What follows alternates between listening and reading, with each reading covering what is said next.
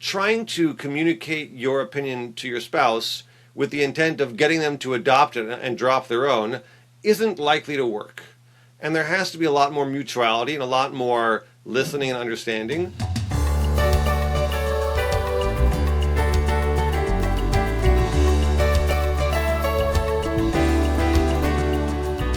Do you ever have problems communicating with the person you love most in the world? Well, if so, this episode is for you. And I'm so glad you're with us today because I really believe this conversation has the power to give us the practical tools for communicating well, not only with our significant other, but also all those people who maybe we love, but perhaps we find ourselves in conflict with from time to time. This is an opportunity to handle those situations better. So thanks for being with me today. This is Lessons from Living, and I'm your host, Beth Graham. Let's get right to it. Welcome, couples counselor Rafi Balik. Well, good morning, and welcome to Lessons from Living. Rafi? Hi, how's it going? Yeah, we're so glad you're with us today. I'm curious, I know you're a couples counselor. How long have you been a couples counselor? Boy, I got licensed in 2009, so we're going on 17 years now that I've been doing this work. Okay. And how did you get into this line of work? Let's see. So in college, I actually majored in computer science. And at the end of college, I was like, you know what, this is boring. Actually, I do like computer programming, but talking to computers all day, not so much my thing. And the next year, I got a job teaching computers to kids. And I was like, wow, you could have a job where talking to people is the job and not the break time. And that sounded great. So I eventually ended up getting a degree in social work, and I started seeing all kinds of clients. And I just found that I was really most comfortable and effective. I really liked working with couples. So here we are. That's very cool. That's neat that you had that revelation so early on. Yeah, well, I actually started in college in engineering. And that was even worse because you're just sitting with a bunch of formulas.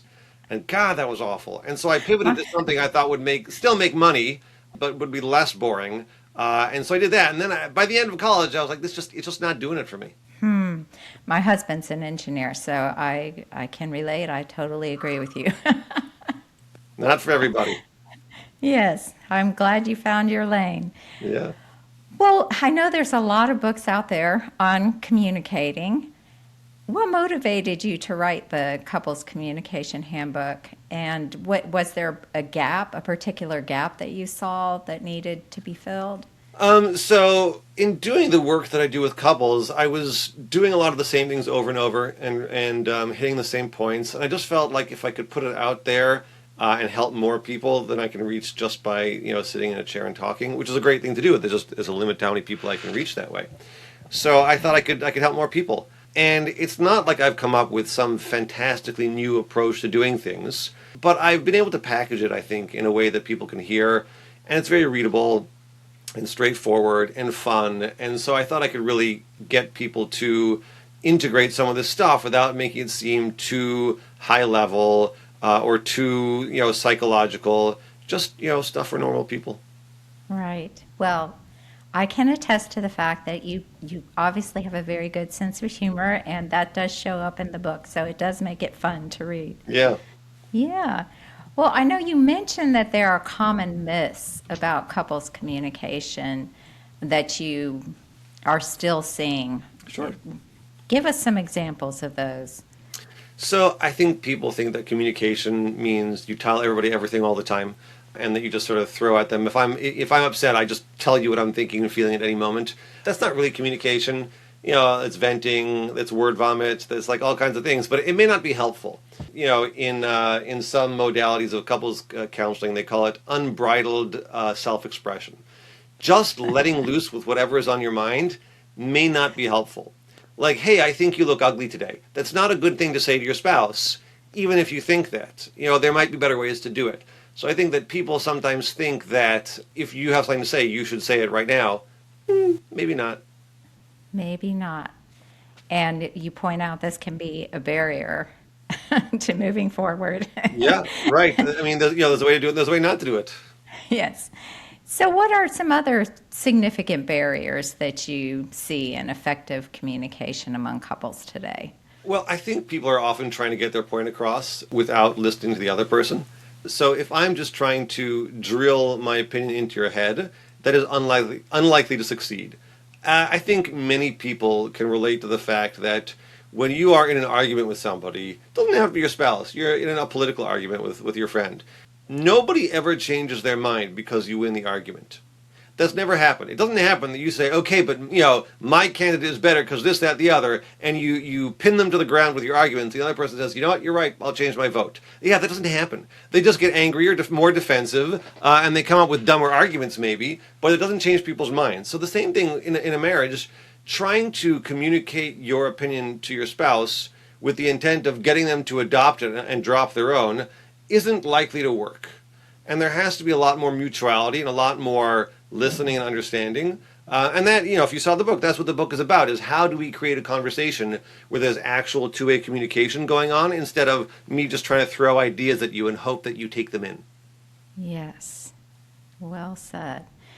If you're a couple who is feeling like they may not be communicating well, how do you identify that in your relationship? Are there certain signs that you look for?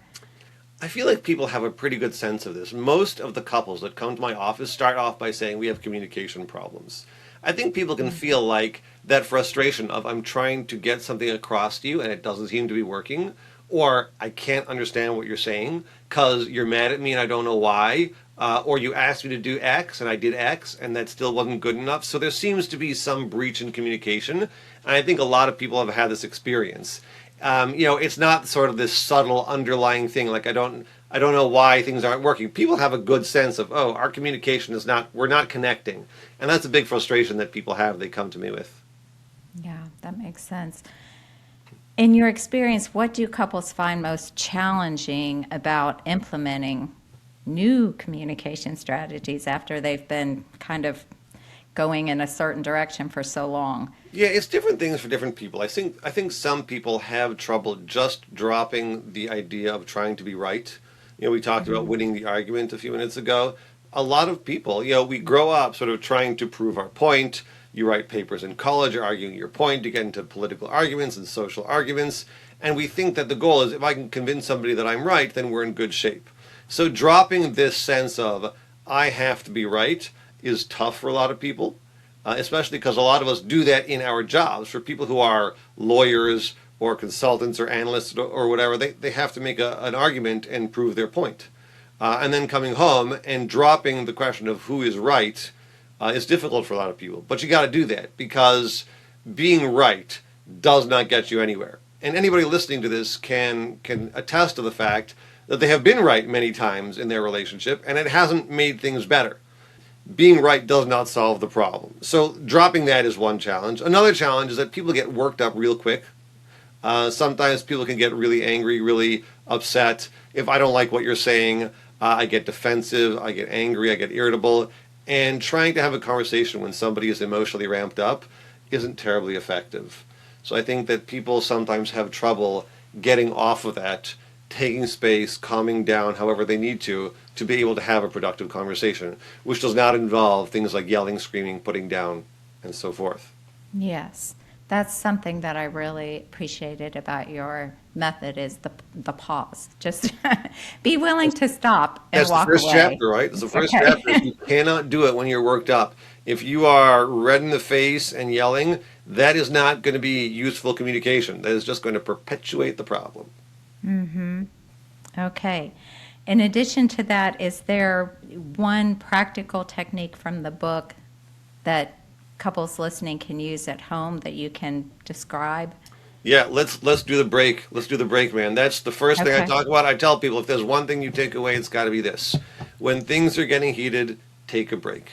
That's how it's got to be, right? If there's a difficult issue that's coming up and you're starting to get tense or hot or irritable, you have to take a break because trying to deal with an issue when you are worked up, when your heartbeat is up, when your physiology is not cooperating, it's not going to work. And we all do this. We all want to run right into it and make the problem go away.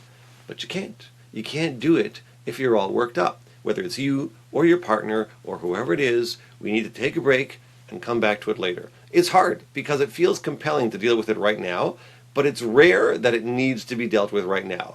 Nearly all the problems that you'll face in your marriage can be dealt with tomorrow. And is there fear in some people that if someone walks away, a partner walks away, and ends the conversation for the time being right there, that it won't be We'll never addressed get at back to all? it. Right. That's a big Yeah. thing that keeps people locked in is that, well, if we don't do it now, we never get around to doing it. Well, the solution to that is not, therefore, we must push through it now because we know how that's going to end. The solution is to come back to it. Now, it's hard to do because we know it's unpleasant, it's a difficult topic, and it's going to go poorly. But if you develop better skills to have those conversations after you take the break, it's not so hard to come back anymore. Right? Once you know how to do it and you develop a confidence that you can do it, so coming back to that conversation, it may not be pleasant if it's a difficult conversation to have, but you can do it. And the more you do that, the more confidence you develop that you can do it, and the timeout becomes easier. So it is a positive cycle we can build, but it doesn't happen by trying to push through the conversation in a tense moment. So there's an agreement then that we're going to return to this. Oh, yes, absolutely. Right. First of all, there's got to be an agreement that we are taking a break because it's helpful to the relationship, not because we're trying to avoid something. And that's an agreement that should be made beforehand when things are calm. You say, you know what, next time we get into an argument, let's try this. Right. That'll help us. And then, yes, we have a commitment to coming back to it. And again, it helps to have the skills to do that. So, whether you pick up the book and read it, whether you talk to a couples counselor and work on that, that will help a lot in order to be able to come back to those conversations and do it well in a calmer moment. Okay. We're talking a lot about emotions here. What role do emotions play compared with facts or content during conflict? Right. And how do you respond to the balance there? So, your emotions play a huge role because if you are angry or worked up or nervous or any of those things, the conversation is much harder than if you're calm and centered and relaxed. So that's going to determine how the conversation goes, regardless of the content. But as far as what you're talking about, going back to this question of being right, you can have all the facts right, but it's not going to convince anybody, right? Whether or not you said that thing that I'm upset about, whether or not you meant it in a nasty way or a sarcastic way or a genuine way, whatever it was, I might have been hurt by that comment, and we have to deal with that. We have to deal with how people feel about it as it is. You can explain later, what you meant and how you wanted to come off, but again, as everyone knows, if your partner comes and says to you, I can't believe you did X, Y, Z, and they're mad at you, it does not help to say, well, what I meant was, right? Explaining your intention never works. Anybody who disagrees can call me up, reach out, and let me know. You're the first person I've ever heard of who said, well, I explained what I really meant was, and then my wife was totally happy and there was no problem. That doesn't happen, right? Because the feeling of being insulted or put down doesn't go away, doesn't just dissipate on the fly. You can get it to go away by saying, you know what, that's really hard. I'm really sorry that my message came across to you that way, and I just feel bad that you felt that. So I didn't argue, I didn't try to make myself right, I just empathized with where you're at. And as you know in the book, empathy is a really big theme and a really big tool that we'll use to make these things better. So if I tap into how you feel instead of what's going on and what was said or not said, that's a much surer path to making things better. Okay. It seems like there has to be a significant amount of awareness in both parties, and I think that a lot of people just aren't, So Sure. I could see how a counselor would be effective in that situation to call certain parties out if they're not being aware. But how do you develop that kind of self-awareness of the way that you're behaving and how it's being interpreted? I think that when people reflect back afterwards, they can tell that they were being worked up. Sometimes, in the midst of it, you don't realize that your voice is rising. But again, taking that break is helpful to notice, wait a second, like I really am worked up. I really am feeling hot and tense and all those things. So taking a break to pay attention to that can help. Also, when you reflect to each other what's going on, sometimes someone will say to you, you really seem mad about this. And you're like, no, I'm not mad. So they can say, well, the truth is, your voice is kind of louder than usual, and they can reflect back to you. And again, if we're doing this in a controlled way, sort of through the process that we talk about in the book, there's a lot more openness to that, and we can develop an awareness by having those conversations. Okay. Why is being heard so important in That's a this great process? question. I don't think anyone's asked that question yet. Why is it being heard so important? If I have something to say, if I have a reality, I have an experience, and I'm trying to get it across to you, and all you're doing is telling me why that was incorrect. Now, you may be right. I may have the facts wrong. But this is my experience. And you're telling me that I'm wrong, or you're ignoring me and telling me about your experience. So I have a reality that nobody is paying attention to. I need you to understand what's happening to me, right? If we are in a relationship and I'm trying to tell you what's bothering me, I need you to know what's going on for me. I need to be heard. I need to know that you get it. You don't have to agree with me. You don't have to agree that my version is correct, but you have to know what I'm going through. If you don't understand what I'm going through, we can't fix this problem. If I feel insulted, or I feel lonely, or I feel depressed, how are we going to make that better if you don't get what's going on? I need to communicate. I need to know that you hear me and that you care about what's going on, or we can't get out of it. And so being stuck in a negative place and not being heard is really painful and really frustrating. And sometimes that's all it takes, right? Oh, I mean, yeah. just being heard and having someone appear to understand you. I know you mentioned there's this stereotype about men being fixers and wanting to fix everything immediately. That's kind of contrary to what you're talking about here, isn't it? Yeah, I mean, I have the same habit. And it's not just men, but it's definitely, culturally a male thing where we run in and we fix the problem. And that may not do it for a number of reasons. Number one, if I run in and fix the problem without attending to what you're actually going through, I haven't really heard you. Maybe I've made the problem go away, but again, you have the sense that my reality isn't noticed. And that's tough, right? Because it's nice that the problem's gone, but having a relationship means that we share our experiences. So if we haven't had that chance, something feels off. The other problem is I may not really get the problem. A lot of problems in a relationship are not what they seem. When we argue about how to load the dishwasher, the argument is not about how to load the dishwasher. I don't know, Beth. Are you a tines up person or a tines down person, right? Because there's this big argument if the fork goes up like this, it gets cleaner, but then you stab your hand on the right. This is a big argument for people in couples. Okay, so the argument is not about which way the fork goes. The argument is about nobody listens to me around here. The argument is about whether you respect me. There's all kinds of deeper things that are going on. So if you say, okay, fine, I'll load the forks this way, we haven't done any repair to the relationship. So hearing out what I'm going through and avoiding fixing the problem right up front is important to get to the deeper stuff and really build connection as opposed to just make the problem go away. Because you didn't get married to solve problems. That's not why people get married. People get married because they want to share their life with somebody.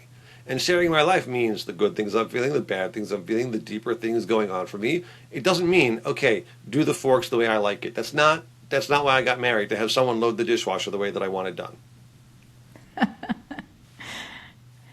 How should couples practice communication skills, the skills that you advocate, so that they become habits? Because I could see reading this book, liking the ideas, but not truly implementing them Right. into your relationship. Right. So the small answer is there is in one of the chapters a sequence of practice levels where you can have some practice conversations with your spouse, and I lay that out. But the bigger answer is you have to bring it into your daily life, right? Talking without fighting, listening without pushing back. And again, these are all sort of laid out with a lot of clear directions, but practicing these communication skills is something you can do for the small things as well as the big things. In fact, it's important to do it for the small things first. Before you get into a big argument about your mother, or about, are we going to have more children, or about like any of the big issues, we have to have them practice about having it about small issues like, hey, I had a tough day at work today.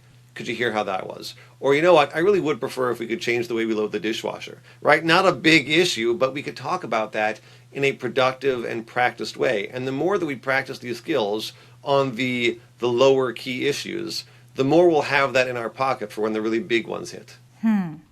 Okay, another thought I had in reading through it is that this could seem like a lot of work to someone. Yes, I And don't disagree. So, okay. number one, I've tried to make it as user friendly as possible and Hmm. not too onerous. But the reality is, marriage takes work. Relationships take Hmm. work. It is not going to work out in the long run if you're hoping to coast. So it shouldn't be grueling. Like there's exercise, and then there's a triathlon or something. Like I don't really intend to do the Ironman, but I do try to exercise and move regularly, right? Hmm. So, and that's what you need to do if you want to keep your body in good shape. So I'm not asking people to, do psychoanalysis and figure out everything that happened as a child and who I am. Like, there you can do that and that's wonderful, but you do need to put work into your marriage. You do need to put work into holding yourself back, into self awareness. And if you're not going to do those things, then yeah, your marriage will be B minus or whatever it is. If you want to get to the top of the mountain, yeah, you have to sweat a little bit. And that's true for everything that's valuable. Anything that's valuable in our lives takes some work. So it shouldn't be horribly painful or grueling, but there's some sweat and there's some effort that goes into it. And it's not always easy and it's not always pleasant. But that's the way life goes. When you put into the hard work into something valuable, you get out something fantastic. Okay, is there a way that we can make it more fun? Perhaps. Well, reading my book is fun, right? That's a fun thing to Yes, do. I pointed it out. Yeah, and yeah, I advocate that partners should work together on these skills. Meaning, if something goes well, I tell some people who need this effort, do put a timeout jar on the table, and every time you successfully take a break from a bad conversation, you put $5 in the jar or a dollar or whatever it is. And when it gets to the top, you go out and you splurge, and you go on a fun date, go on a cruise, whatever it's going to be. To work together and to see the progress you're making. So, like with anything, you try to make the work fun and enjoyable and motivating, but the real value is not that something is fun, but that something is deeper and meaningful, right? Having kids is not always fun. Sometimes it's fun. I don't know a lot of people that think getting up in the middle of the night and changing diapers is fun, but we do it because it's meaningful. And there are fun things along the way. Sometimes, you got to get the kid dressed and you play a game with them and you make it something funny. Is that the best part of your day? Maybe, maybe not. It's a little bit of fun in the process. But again, we don't have kids to have fun. We have kids because it brings something meaningful to our lives. And the same thing with a relationship. Yeah, I'm just thinking about keeping people motivated, Rafi. Yeah, I think that when you taste success, it's very motivating. When you have a fight or something goes awry in the relationship, and then you push yourself and you have a good conversation and you hear each other and you offer empathy and you reconnect, it's a very sweet feeling. It's like, wow, we can do this, we can make this better, and it's meaningful. And when your marriage or your relationship can turn into a source of support and comfort instead of a source of stress, that really changes the day-to-day nature of your life. So that is motivating, right? Again, if in this generation where our motivation has sort of fallen to this level of quick dopamine hits from scrolling on Instagram, it can be hard to reach for that. But that's how it's been for all of human history, is that the things that matter to us are the things that we have to work for, the things that are long term, right? The next post on Instagram, it comes and it goes. But your marriage, your children, your career, your self-esteem, these are things that take long, long periods of work. And that's what brings us most happiness in life. Yes, I agree. What role do you think humor plays in communication between couples? I think it's very useful, but I don't think it's the be all and end all. And I say that as somebody who, frankly, is pretty funny. But not everybody has humor as a tool they can call on the spot, and that's okay, right? I think humor is useful, but it's not quite as valuable as the other things like concern, empathy, patience. But when you can use humor, when you can laugh at yourselves, that's great. When you can recognize, again, laugh at yourself, laughing at your partner, less useful. But laugh at yourself, right? Like, okay, I'm not perfect. I messed that up. To repair a breach in the relationship with a joke and an olive branch, I think those are useful. It's one of many tools you can use. And if it doesn't suit you, then don't. But if it does, great. It's a great way to grease the wheels. Just you got to be careful how you use it, because when humor is pointed at someone else, that can be hurtful. Hurtful humor, not good humor. I can see how it could diffuse certain situations. Yeah. But yes, I agree with you. You've got to be careful. As far as recurring, deeply entrenched conflicts like gridlock in marriage, does this approach work for handling those situations Oh, as well? absolutely. Yes, it's the best for that, because there are many problems that are gridlocked that will not go away. Right? The goal of communication is not necessarily to make problems go away. Research shows that most couples have problems that will be there forever. And the question is not how do you make it go away, but how do you manage that conflict? And so being able to talk about an ongoing difference of opinions in a way that everyone walks away feeling respected, feeling cared about, and feeling like we're in this together, that is super valuable. And so using good communication skills can really help you get there, even if you can't solve the problem. Right? One person wants more kids, one person doesn't. One person wants to move to the north, one person wants to stay put. All kinds of problems that there really isn't a compromise. Right? You cannot have half a child. That's not an option. So how do we do that? We keep talking about it. Eventually, it'll end up one way or the other, but as long as we feel like we're going through this together, it'll be okay. We feel like we're in a relationship. Again, we didn't get together to solve problems. We got together to live our lives together, and that will necessarily involve conflict. There are no two people who have a relationship that never have any kind of conflict come up between them. It's not possible. That's not how humans operate. Okay, friends, we're going to take a pause here and let you absorb what Rafi has shared so far. And we'll be back next week to wrap up our conversation on communications in marriage. I will remind you that if you've enjoyed this episode, one of the best ways you can help us is to give us a happy 5-star rating on iTunes and Spotify and write a brief review. It takes about 30 seconds. And thank you for doing that. We appreciate you being here. We'll leave today with the words of Andre Mouat. A happy marriage is a long conversation which always seems too short. I love you guys. Go out and make it a great day.